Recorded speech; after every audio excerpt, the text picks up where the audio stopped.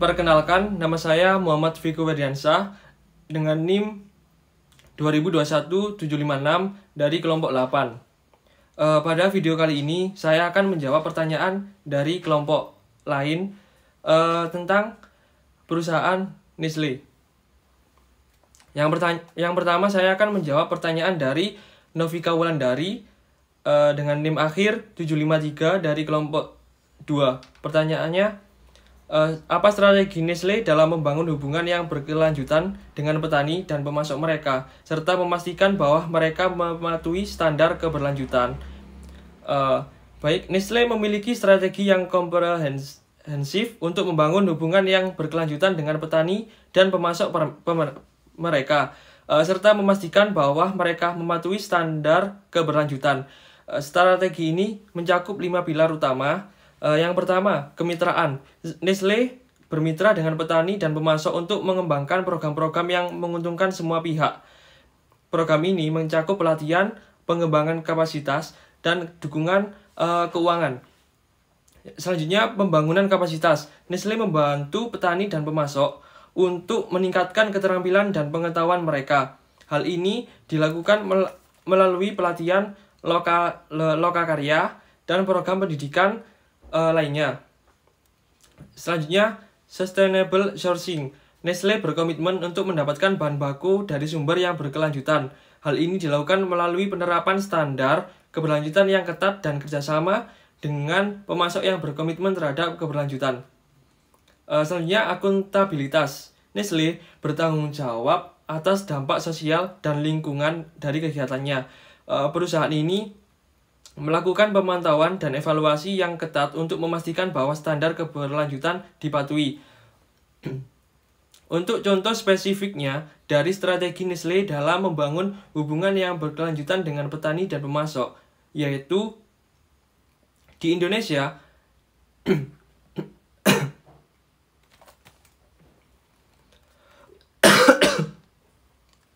Nestle bekerjasama dengan petani kopi di Aceh untuk mengembangkan kopi organik.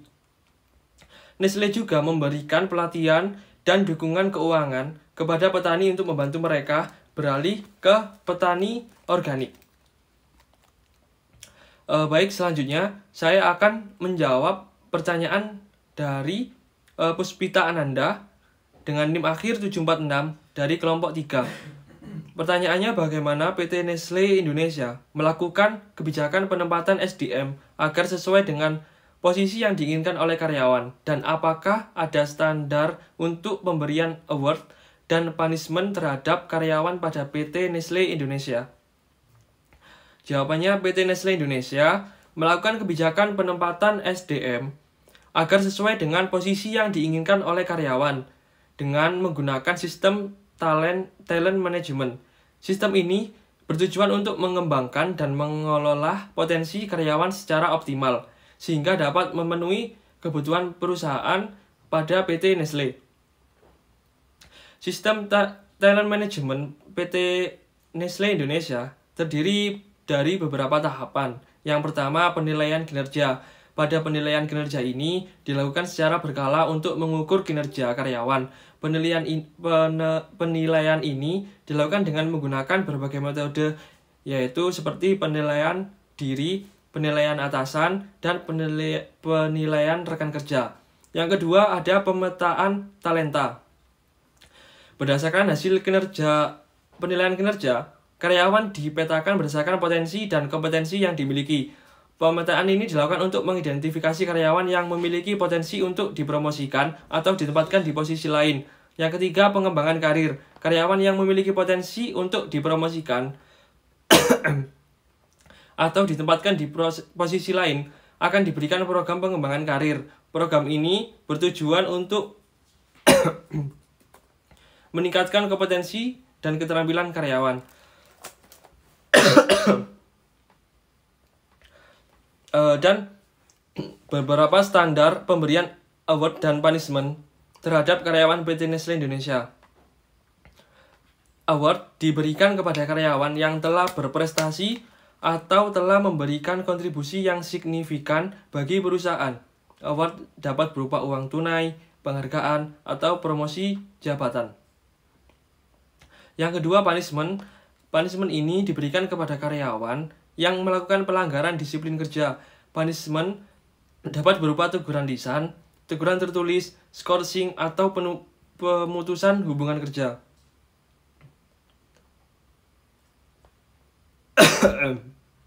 Selanjutnya, saya akan menjawab pertanyaan dari Desya Ardelia dengan NIM akhir 713 dari kelompok 4. Pertanyaannya, dalam slide kekuatan tenaga kerja, ada beberapa poin disebutkan. Salah satunya adalah pelatihan pemrograman manajemen. Nah, pelatihan seperti apa yang dilakukan Nestlé kepada karyawannya untuk memajukan perusahaan Nestlé? Pelatihan manajemen yang dilakukan Nestlé kepada karyawan bertujuan untuk meningkatkan kompetensi dan kemampuan karyawan di bidang manajemen, sehingga dapat mendukung kemajuan perusahaan. Pelatihan ini mencakup berbagai aspek, mulai dari pengetahuan, keterampilan teknis, hingga mengembangkan soft skill. Beberapa jenis pelatihan manajemen yang dilakukan oleh PT Nestlé. Yang pertama, pelatihan teknis. Pada pelatihan teknis ini bertujuan untuk membekali karyawan dengan pengetahuan dan keterampilan yang diperlukan untuk menjalankan tugas dan tanggung jawab mereka. Pelatihan ini dapat mencakup berbagai bidang seperti produksi, pemasaran, keuangan, dan sumber daya manusia. Yang selanjutnya, pelatihan kepemimpinan. Pelatihan kepemimpinan bertujuan untuk mengembangkan kemampuan karyawan dalam memimpin dan mengelola orang lain. Pelatihan ini dapat mencakup berbagai aspek, seperti aspek komunikasi, aspek pengambilan keputusan, dan aspek manajemen konflik. Selanjutnya, pelatihan pengembangan diri. Pelatihan pengembangan diri bertujuan untuk membantu karyawan meningkatkan potensi dan karirnya. Pelatihan ini mencakup beberapa aspek, yaitu pengembangan keterampilan, manajemen karir, dan kewirausahaan. Contoh pelatihan manajemen yang dilakukan oleh PT Nestlé di Indonesia. Yang pertama, Nestlé Management Train Program. Program ini merupakan program untuk pengembangan karir untuk talenta muda yang baru lulus kuliah. Program ini mencakup pelatihan selama 2 tahun yang mencakup berbagai bidang seperti produksi, pemasaran, keuangan, dan sumber daya manusia. Yang kedua, program dari Nestlé sendiri, yaitu Nestlé Needs Youth. Program ini merupakan program pelatihan kerja untuk anak muda yang kurang beruntung. Program ini mencakup pelatihan selama 6 bulan yang mencakup berbagai bidang dari produksi, pemasaran, dan layanan pelanggan. Yang terakhir, program dari PT Nestlé, Nestlé Leadership Development Program. Program ini merupakan program pengembangan kepemimpinan untuk karyawan yang berprestasi. Program ini mencakup pelatihan selama 1 tahun yang mencakup berbagai aspek dari komunikasi, pengambilan keputusan, dan manajemen konflik. Assalamualaikum warahmatullahi wabarakatuh. Saya Ahmad Muhammad Usman dari kelompok 8 dengan NIM 755 akan menjawab beberapa pertanyaan dari kelompok lain. Di antaranya dari kelompok 5 atas nama Aulia Septrian dengan NIM 750 yang bertanya, bagaimana kebijakan manajemen risiko Nestlé Indonesia dalam konteks ekspansi bisnis internasional dan apa saja dampak dari keputusan strateginya? Bagaimana Nestlé Indonesia mengelola aspek keberlanjutan dan tanggung jawab sosial perusahaan dalam konteks bisnis internasional? Nah, perusahaan Nestlé yang melakukan ekspansi lebih tepatnya adalah perusahaan pusat yang bertempat di Swiss, di mana ketika melakukan ekspansi terlebih dahulu perusahaan Nestlé akan melakukan kebijakan terkait manajemen risiko atau risk manajemen. Kegiatan risk manajemen atau manajemen risiko dari perusahaan Nestlé sendiri diberi nama IRM. Kegiatan IRM ini akan membantu perusahaan Nestlé untuk mengidentifikasi berbagai permasalahan serta peristiwa potensial yang dapat mempengaruhi perusahaan. Nah, dampak yang ditimbulkan dari kegiatan IRM ini akan membantu perusahaan untuk mengelola peluang dan ancaman yang dapat timbul serta memberikan jaminan yang cukup bagi perusahaan untuk mencapai tujuan yang diinginkan. Nah, terkait bagaimana Nestlé Indonesia mengelola aspek keberlanjutan dan tanggung jawab sosial perusahaan dalam konteks bisnis internasional, terlebih dahulu perusahaan Nestlé akan melakukan analisis pasar untuk mengetahui berbagai regulasi atau kebijakan daerah tempat perusahaan Nestlé melakukan aktivitas bisnisnya. Dengan mengetahui berbagai regulasi atau aturan terkait di tempat aktivitas bisnis dari perusahaan Nestlé sendiri, perusahaan Nestlé dengan lebih mudah atau lancar memberikan layanan atau program-program demi keberlanjutan program lingkungan yang dapat diberikan kepada lingkungan sekitarnya. Nah, perusahaan Nestlé akan bekerja sama terhadap beberapa komunitas yang memiliki inisiatif terhadap pengembangan program lingkungan itu sendiri juga. Nah, dampak dari kegiatan program atau corporate social responsibility yang dilakukan oleh perusahaan Nestlé ini akan membangun citra bagi perusahaan Nestlé serta menimbulkan hubungan positif bagi perusahaan Nestlé sendiri dengan pemangku kepentingan atau stakeholder. Selanjutnya saya akan menjawab pertanyaan dari kelompok 6 atas nama Ardila Adriana dari NIM 023 yang bertanya, bagaimana PT Nestlé memanfaatkan data dan tren global dalam mengidentifikasi peluang baru dan mengatasi tantangan pasar di skala internasional. Nah, terlebih dahulu perusahaan Nestlé akan melakukan analisis pasar atau market research, dan dengan analisis pasar ini dengan dilakukan secara mendalam, perusahaan Nestlé akan mengetahui apa saja yang dibutuhkan oleh para customernya. Cara perusahaan Nestlé melakukan analisis pasar secara mendalam ini dengan dua bantuan. Yang pertama adalah menggunakan platform media sosial seperti Instagram serta berbagai media sosial yang tren untuk saat ini. Nah, media sosial membantu perusahaan Nestlé untuk memberikan informasi atau data-data penting yang dibutuhkan bagi perusahaan Nestlé untuk mengetahui apa saja yang dibutuhkan oleh para customer. Dengan data itu, perusahaan Nestlé dapat mengetahui peluang atau apa yang ingin diciptakan serta dikembangkan untuk mengatasi tantangan pasar di skala internasional ini. Dan yang kedua adalah perusahaan Nestlé melakukan kerjasama pada lembaga riset setempat di tempat aktivitas bisnis dari perusahaan Nestlé itu sendiri. Dengan bantuan itu, perusahaan atau lembaga riset industri setempat akan memberikan data yang dibutuhkan oleh perusahaan Nestlé untuk membantu perusahaan Nestlé mengatasi tantangan di skala internasional. Nah, selanjutnya ada pertanyaan dari kelompok 7 atas nama Marcelina Baskara dengan NIM 707 yang bertanya, bagaimana PT Nestlé Indonesia melakukan pertanggungjawabannya terhadap produk yang dihasilkan yang akan menjadi sampah. Nah, perusahaan Nestlé sudah melakukan berbagai inisiatif dengan berbagai langkah dari perusahaan Nestlé demi mencapai upaya menanggulangi permasalahan lingkungan terkhusus dari pengelolaan limbah dari produk Nestlé itu sendiri. Perusahaan Nestlé memiliki komitmen akan keberlanjutan lingkungan. Nestlé berambisi untuk menjadikan 100% produknya dapat didaur ulang kembali dengan inisiatif yang telah dilakukan dan mengurangi material plastik pada material produk dari perusahaan Nestlé itu sendiri. Perusahaan Nestlé sudah berupaya mengganti produk yang berbahan plastik seperti sedotan di berbagai produknya serta menggunakan mangkuk kertas yang bisa didaur ulang kembali. Nah, terkait produk kalengan pada perusahaan Nestlé juga beberapa tahun terakhir perusahaan Nestlé sudah berupaya untuk mengurangi ketebalan dari produk kalengan tersebut demi upaya bagaimana perusahaan Nestlé dapat memberikan dampak yang positif pada lingkungan serta menanggulangi terjadinya penanggulangan sampah pada produk dari perusahaan Nestlé itu sendiri. Nah, selanjutnya ada pertanyaan dari kelompok 9 atas nama Andi Kurniawan dengan NIM 721 yang bertanya, bagaimana strategi pemasaran internasional perusahaan Nestlé yang diterapkan untuk mengakomodasi perbedaan budaya dan preferensi konsumen di berbagai negara. Nah, tak dapat kita pungkiri setiap negara memiliki preferensi budaya masing-masing, terkhusus di Indonesia. Bagaimana perusahaan Nestlé bisa menerapkan strategi untuk berbagai preferensi budaya di berbagai daerah yang ada?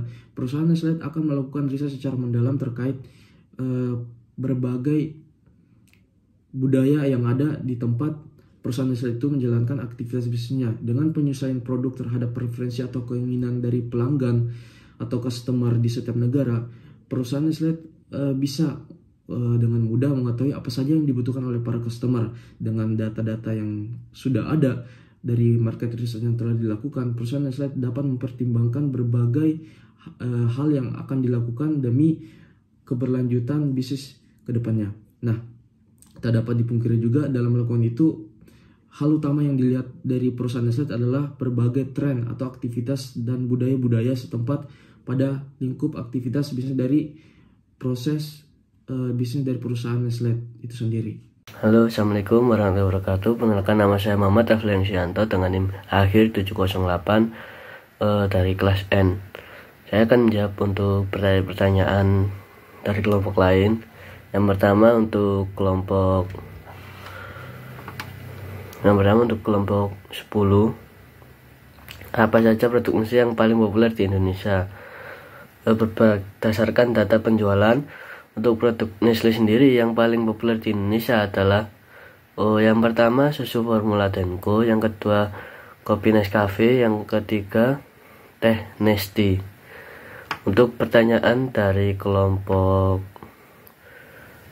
11, apa misi utama PT Nestlé Indonesia dan bagaimana perusahaan berusaha memenuhi kebutuhan konsumen? Misi utama PT Nestlé adalah untuk turut mewujudkan masyarakat Indonesia yang lebih sehat melalui produk-produknya yang berkualitas, bernutrisi dan lezat rasanya. Perusahaan berusaha memenuhi kebutuhan konsumen dengan cara yang pertama menyediakan produk-produk berkualitas yang aman untuk dikonsumsi. Untuk yang kedua, menyediakan produk-produk yang bergizi sesuai dengan kebutuhan konsumen. Yang ketiga, menyediakan produk-produk yang dapat dinikmati oleh konsumen dan lezat tentunya. Untuk pertanyaan kelompok 12, menurut analisis Anda, apakah ada perbedaan cara pemasaran produk Nestlé di Indonesia dengan negara lain? Tentu saja ada perbedaan. Yang pertama, perbedaan paling menonjol adalah perbedaan penggunaan bahasa atau budaya lokal. Untuk Nestlé Indonesia menggunakan bahasa Indonesia dalam semua materi pemasarannya, termasuk iklan, brosur, dan situs website. Untuk yang kedua, perbedaan lainnya terfokus kepada kebutuhan konsumen lokal. Nestlé Indonesia menyesuaikan produk dan pemasarannya dengan kebutuhan konsumen lokal. Misalnya, perusahaan menawarkan susu formula yang disesuaikan dengan kebutuhan gizi dan bayi anak-anak di Indonesia. Untuk contoh sendiri, pemasaran produk Nestlé Indonesia dari negara lain, iklan Nestlé Indonesia sering menggunakan bahasa sehari-hari dan humor untuk menarik perhatian konsumen. Misalnya, produk KitKat yang menampilkan humor dan kelucuan untuk mempromosikan produknya.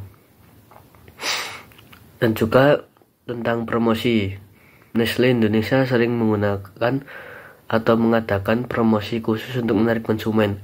Misalnya, perusahaan sering mengadakan kontes dan undian untuk mempromosikan produk-produknya. Yang selanjutnya mungkin pemasaran digital. Nestlé Indonesia ini memanfaatkan media sosial dan pemasaran digital untuk menjangkau konsumen. Misalnya, perusahaan memiliki akun media sosial yang aktif untuk mempromosikan produk-produk dari Nestlé sendiri. Terima kasih.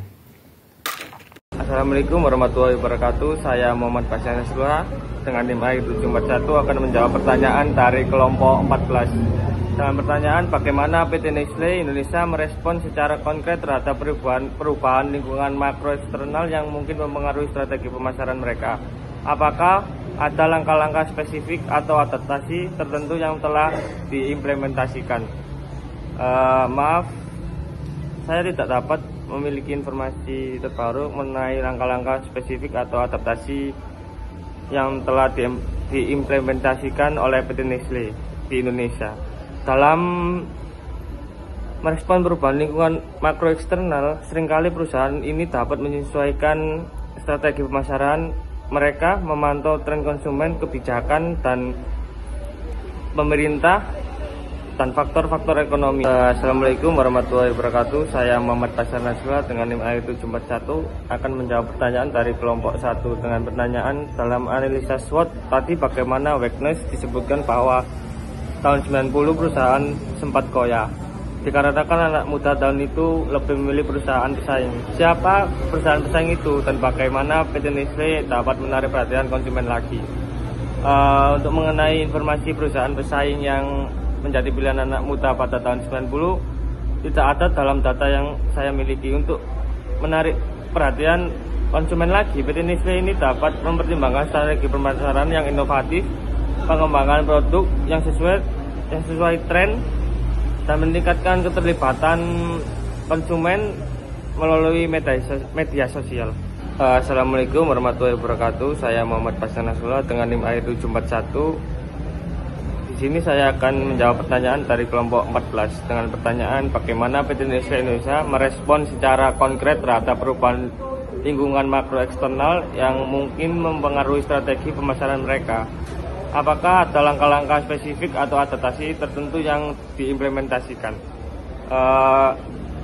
Mengenai langkah-langkah spesifik atau adaptasi yang diimplementasikan PT Nestle Indonesia dalam merespon perubahan lingkungan makro eksternal, seringkali perusahaan dapat menyesuaikan strategi pemasaran mereka dengan memantau tren konsumen dan kebijakan pemerintah dan faktor-faktor ekonomi. Untuk informasi terkini disarankan untuk mengakses sumber berita